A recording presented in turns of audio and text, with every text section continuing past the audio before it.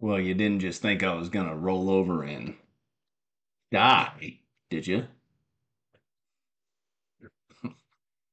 P&L recap and what's been going on with me the last 10 days coming your way.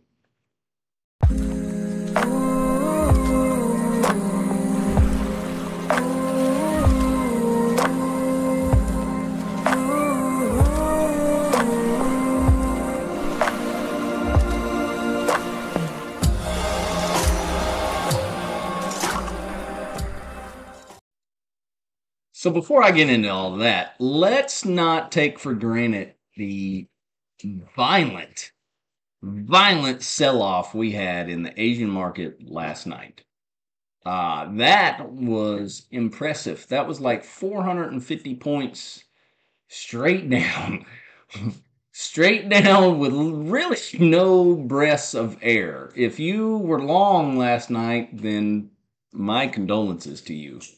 Because there was really only about two chances that I see to be able to go long and be successful. Every freaking time it tried to take a breath, it got snuffed out. That was a massive move to the downside. That kind of was a precursor as to how I traded this morning too. So last night I was up $700 in 700 in each, in two brand new funded accounts. I made that on the way down. I want you to take note of that $700 because it's going to come back into play later in this video. Okay. So I was up 700 bucks. Uh, the morning, and I do realize that the Asian market, the European market, and our U.S. market trade differently. They do not trade the same. And I took for granted that the European market trades in a range, right? I bought at the freaking bottom of the range, got blowed up, and had to cover on the way out. Now, kudos to me for actually taking a loss. That doesn't happen very often. But by the time I said, okay, you win, this was like $1,400 to the downside. Okay, so I gave back the seven plus I gave back another seven, which is not terrible, but it's not great. We fast forward to what really makes it not great is I decide I want it all back. I want it all back. So I load up with not two, not five, but 10 contracts. I actually hit the first trade. Uh, 10 contracts and 2 points is like 400 bucks, like 380 bucks, give or take. Okay. 380 bucks or more is the give or take. There's sometimes some slippage, I guess, even though, anyway. Um, First one hits, now I'm down 800. I need two more to get back to even drawdown, but back to plus 700, if that makes sense, if you're following me. My very next trade, I get taken out for two of the 10. It leaves me with eight, and it runs back up, busts me out, and then this move happens. This move, not even mad, but it's like, oh my God, Russ, if you would have just waited, like literally, I could have bought 40 seconds later and this would not have happened. But that's what I get. I was impatient. I was impatient and I wouldn't say desperate. I really wanted to get what I just lost back. Long story short. And I rushed it, was impatient, too much size, and pop, right?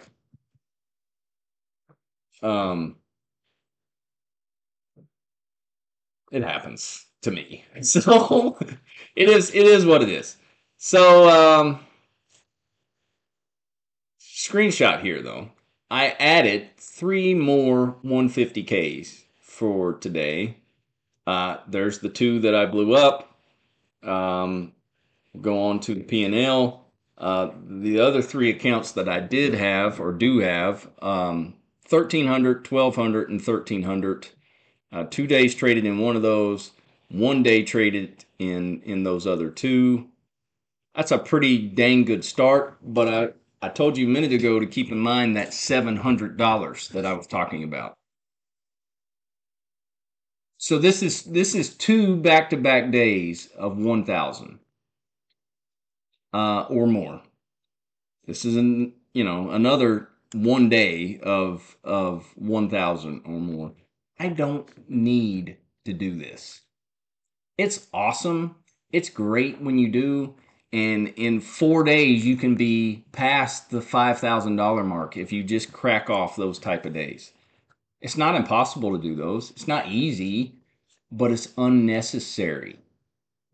And that is where that $700 needs to come into play. I need to be completely content with hitting 500 and walking away for the day. Because guess what? If I would not have traded in the morning, those accounts, I know, coulda, woulda, shoulda, but you did, right? But if I would not have, I would still have those. They would have been solid day at 700 a piece, and I would have 8 freaking 150K accounts instead of 6 now. Now, could I have held on to those and my day gone completely different? Well, of course, but I'm saying in the grand scheme of things, trying to get ahead by piling on these type of days is really doing me a disservice. It's not. It is becoming detrimental to me to chase a $1,000 day, is what I'm trying to say. Because it's not necessary. There's plenty of time to make your dollar amount and get to the profit target to get a payout. Um, I, I take on so much more risk when I chase $1,000 day, and it catches up with me. Um, anyway, I'm ranting and ranting and rambling. It really feels good to be back to trading. It feels good to make these videos again, even if the videos are sometimes painful to make. But I thoroughly enjoy this. I really do. I thoroughly enjoy doing this. I wish my lifestyle would enable me to stream all day long, because then I would truly be living the dream. Um, I can't do that, but I do enjoy getting on here, doing recaps, and trading in general. The market just is something else. And the past, let's see, 15-minute chart. Will that show us? That will show us nothing. It all oh, there it is. There we go. Oh, that's because it's all linear. It's just straight down. Look at all this. I don't know why I put that one there. We'll get rid of it. Maybe. Look at how down. This is a 15-minute chart, and there is nothing but down, down, down. That is pain, man. That is uh what is that? 947, almost 18,000. Is that 800 points? That is 800 points. Holy cow. 800 points down since Wednesday. Yeah, well, at some point it's going to find the bottom, and then that is going to screw me, because I am going to get in this mindset of, oh, all we do is sell off, and then it's going to go to the moon. Mental note to self, right? Anyway, as always, I appreciate y'all tuning in, and I will catch up with you next time. Hopefully that next time will be Monday. Take care.